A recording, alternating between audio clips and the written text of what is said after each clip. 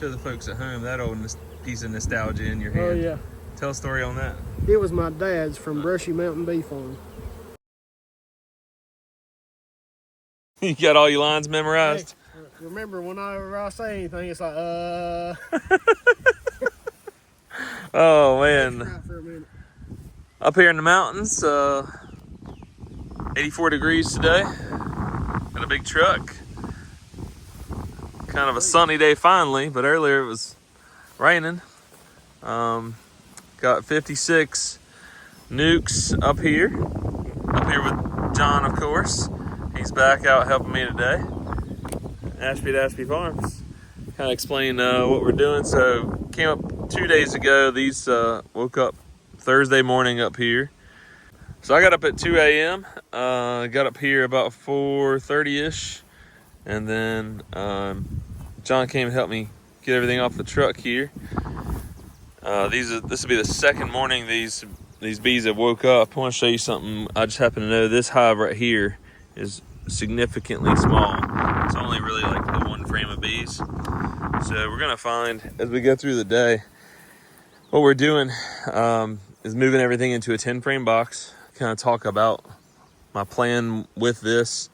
All these are gonna be on fall pollination August 1st, so a little less than 2 months, maybe 7 weeks.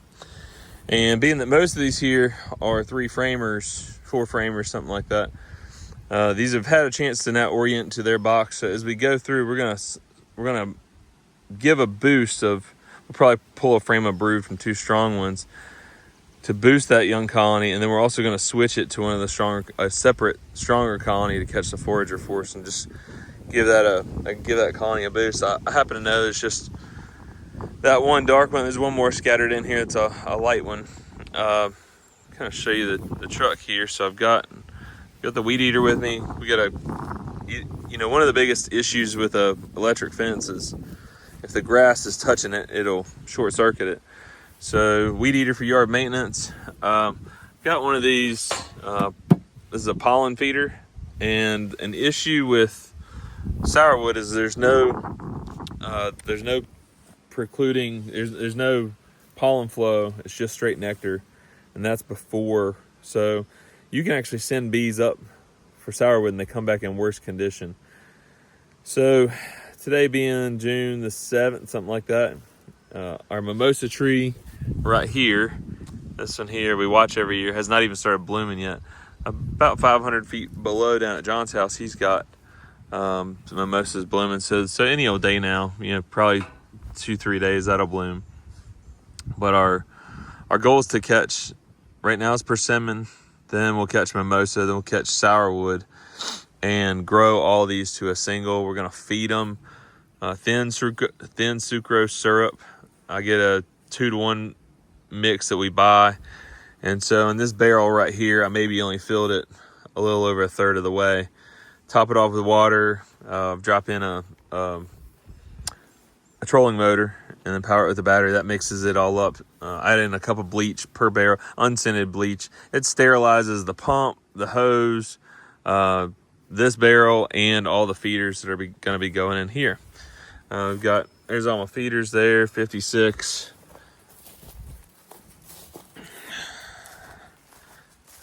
And then here's all of our lids. I'll give you a top down view. There you go. So there's a lot of gear. This probably took me 4 or 5 hours to load. Doing quick math, 56 colonies gets 4 frames and a feeder. So there's 56 feeders. I think I brought a few more. And then 56 times 4 frames is 224 frames. So we brought that along with too. And the goal is that as these strengthen to a single, we can balance the brood. We can swap boxes while I'm up here if we find one is doing better than the other, and get them all to the same size in preparation for that August 1st contract for pollination. And then the other half of this yard is going to have 60 full-size colonies coming up too. And I had a decision to make, and it's like, I would rather make less sourwood honey, but the bees put on weight and be healthier because our pollination contract's more important than the value of sourwood even. And I know that sounds crazy, but we'll make some sourwood in this yard. Thanks to this guy over here. We have, just for those of you that don't know too, let's just talk about this spot here. Let's see if I can zoom up here. You can see up the hill. We're just out of sight, but just kind of through. If you could look through these trees, right here. That's the top of the hill here. So that we're at 1,600 feet, and the bees can go up to 2,400 feet. There's a ridge off.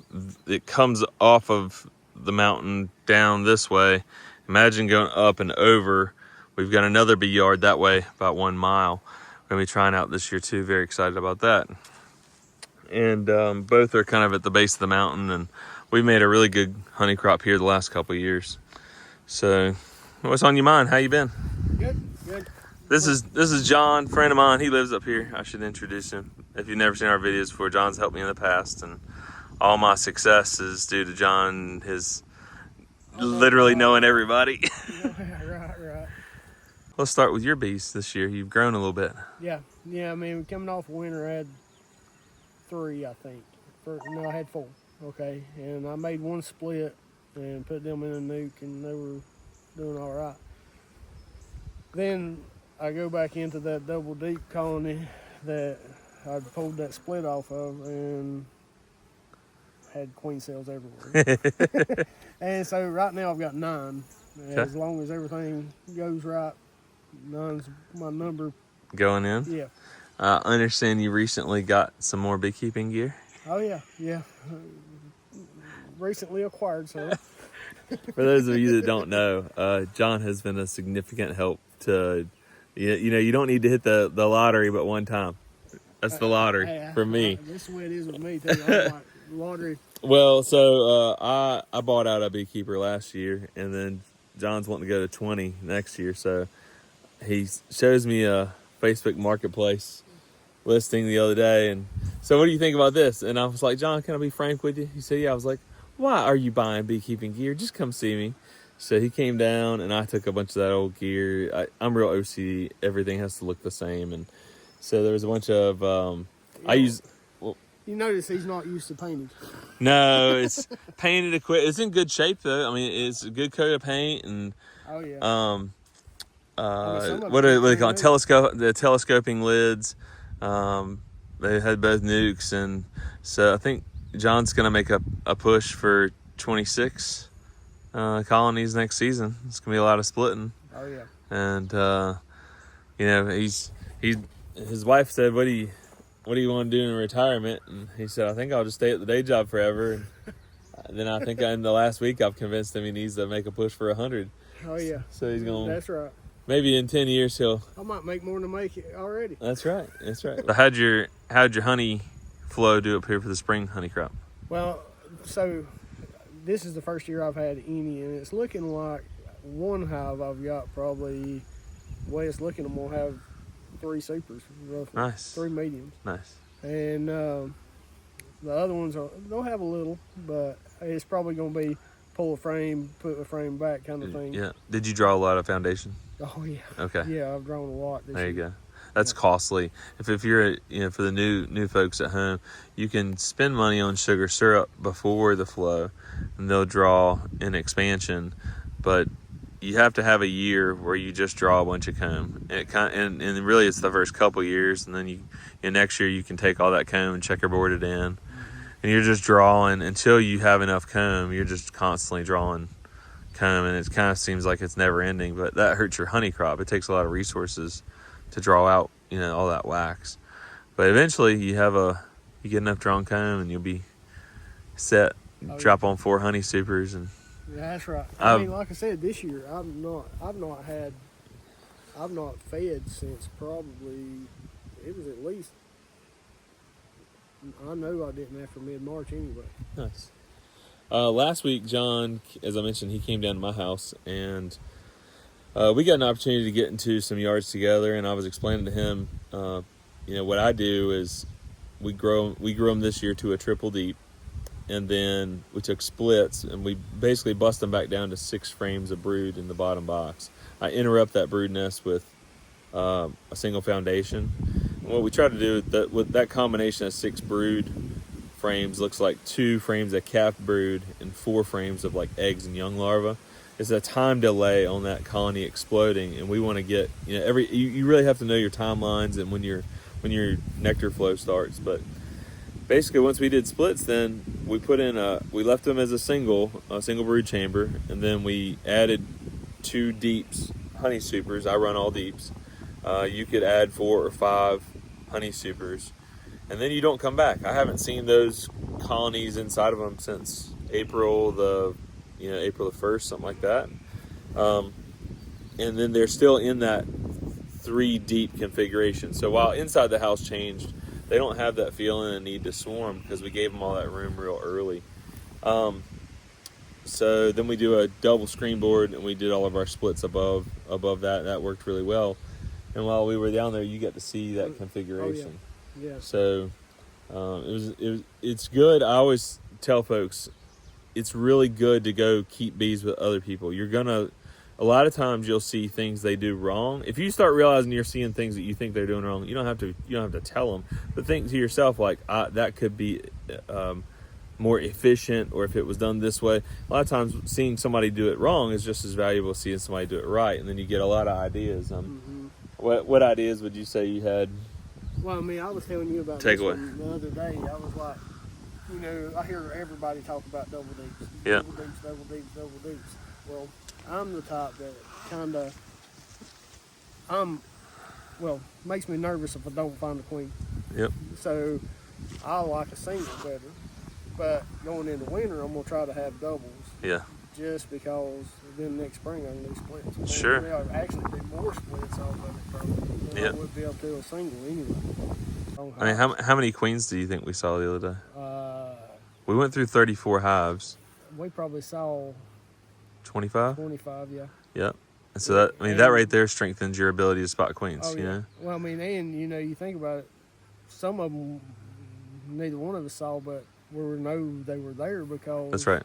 Yep. Yep, we had everything present, but you look through it, I look through it. We don't see it, we keep on moving. Probably 3, but... So as I mentioned, we pulled that one framer down there, and then each of these colonies, 1, 2, and 3, all had one frame to give. I'll show you. The strength of these was really nice. It's a nice 5 frames there. So they can give up a frame of brood to support this other one. Some people would say you can't combine 3 different hives, bees and brood, but you can. I do it all the time. And, you know, occasionally they'll kill a queen, but kind of rare. For the most part, it all works out. It's just a smaller colony and needed a boost. It's no different than balancing brood in the early spring.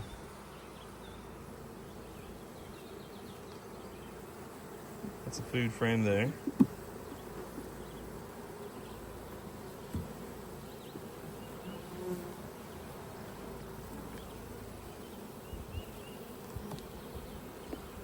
Got some pollen. Oh, a bunch of pollen. Look at that. Pretty. For those of you that don't know, pollen is your protein, and then either syrup or honey is your carbohydrate, and bees need both. Same as people.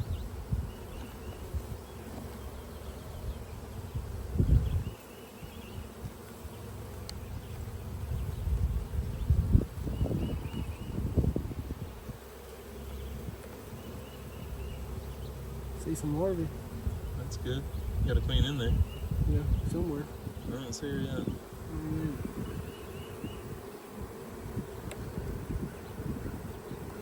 I've been looking at the other side. Hey, before you start the next one, show the folks at home that old piece of nostalgia in your hand. Oh yeah. Tell a story on that. It was my dad's from Brushy Mountain Bee Farm. Hang on, let me zoom in. All right. Tell a little history about what you know of Brushy Mountain. I think it was 2018 they closed down. They were, I mean, the biggest bee supplier in quite the area anyway. Maybe not the whole Southeast, but they were one of the major players. Yeah, they were big. Yep. But I got a full bee suit at home too that has Brushy Mountain. And that was your dad's stuff? It was, yep. Nice. Yep. But yeah, I found this the other day. I was like, yeah. Yeah, put that thing into work. Oh yeah. It's popped some lids before. Oh yeah, definitely. Not as many as it does now, I'm sure, but.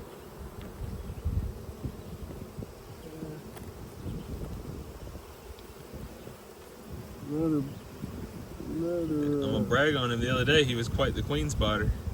I saw a few the other day. Yeah. And here she is. I couldn't keep up with you. Yeah, well, I'm not great at marking because I'm a little skeptical on taking the glove off. So.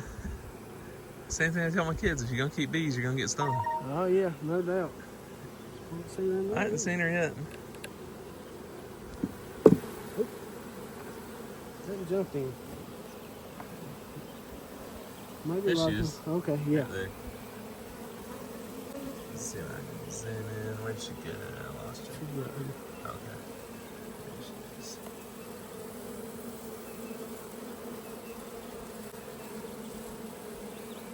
Yeah, maybe that's what was helping me find the queen the other day. The Brushy Mountain Yeah. tool. She's on the bottom side. Yeah. Easy. They're wanting to. Here, come on over. Yeah. Oh yeah, she's on this side now. Okay. Yeah. So guys at home, when we're setting up 4-way pallets, everybody does it differently. I always put my feeders to the inside, and the reason being is we can just take these two lids and just move them slightly over and get access to the feeders without having to open up the whole box and make a big old mess. So we'll finish these off.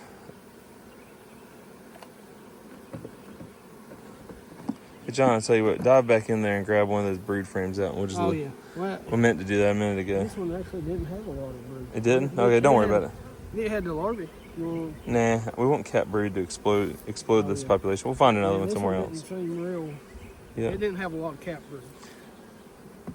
So you got a box of bees there.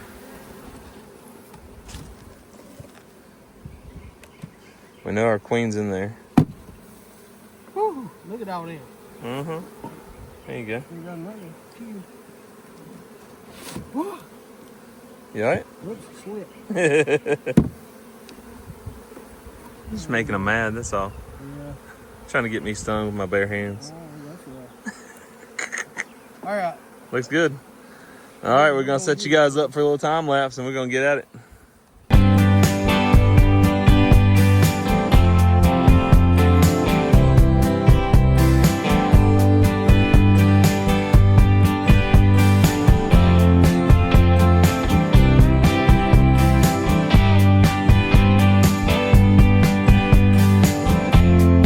You a little tired? Yeah, a lot tired. It's freaking hot out here. It's like 84 degrees. Kind of show you back over our shoulder what all we done.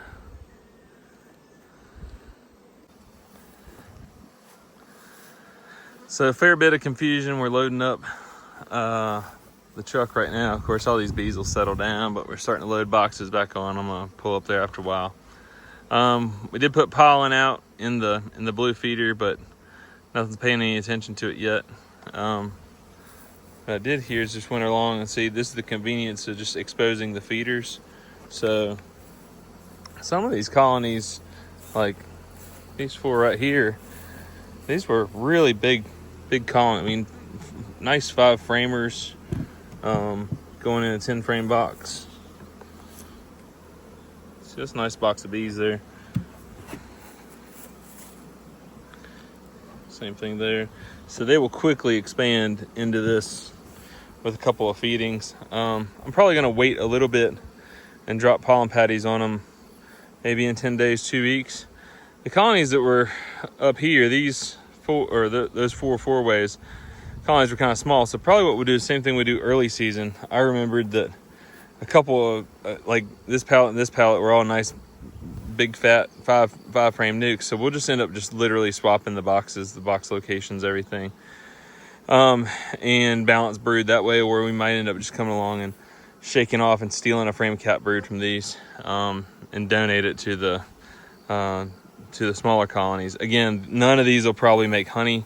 It's just not enough time left before the flow for them to build up and get a foraging force. But if they can all just be a nice big old single and they can put on weight while they're up here, that'd be really good.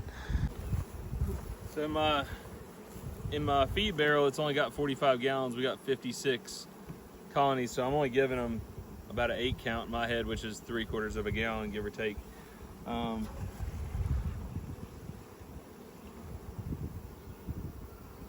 did you have fun today? Oh yeah. What do you think? It took us about 4 hours? Something like it. Something like that? Yeah. There's a lot of stuff that John probably saw or learned today that, like, I can't explain to you on a video, just as we see situations. But you figure we popped together 56 lids. We each touched 280 frames. The majority of those are brood frames. We're looking for already marked queens just to confirm they went into the box. I would say, what, 90% of them we saw the queens? Oh yeah. Probably.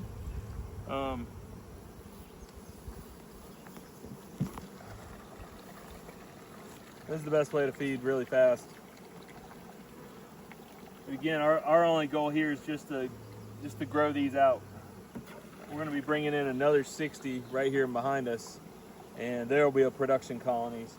If these here get up to size, I may even bring them on home beforehand, but they probably, you'd have to have a crazy mimosa flow for that to happen.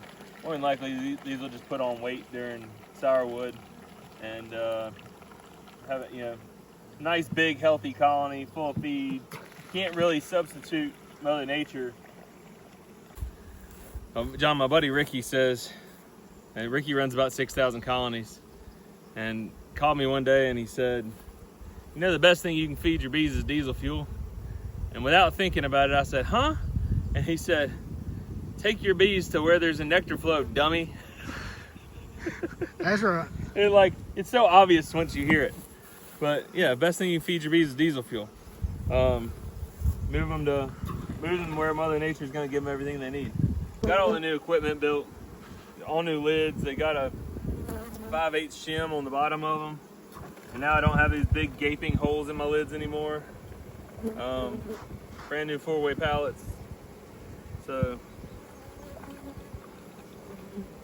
this will be really good. Makes it easy moving bees on 4-ways. I mean, the 2-ways go fast too, but the 4-ways stack really nicely. Trying to keep some bugs in a box. A couple hours ago, we were just chit-chatting and John brought up the special subject of Arby's. So now we both got the 10-gallon hat floating above. Man, I am fiending for some Arby's. Never thought I'd say that, but I haven't had it in probably a year. Got the smoked brisket sandwich on my mind. What do you got on your mind? Hey, I'm a regular roast beef guy. Are you? Yep. With cheese or without? Just regular. Just regular. Arby's sauce, I'm good to go. You like curly fries or crinkle cuts? Curly, Oh yeah. the original. Uh-huh.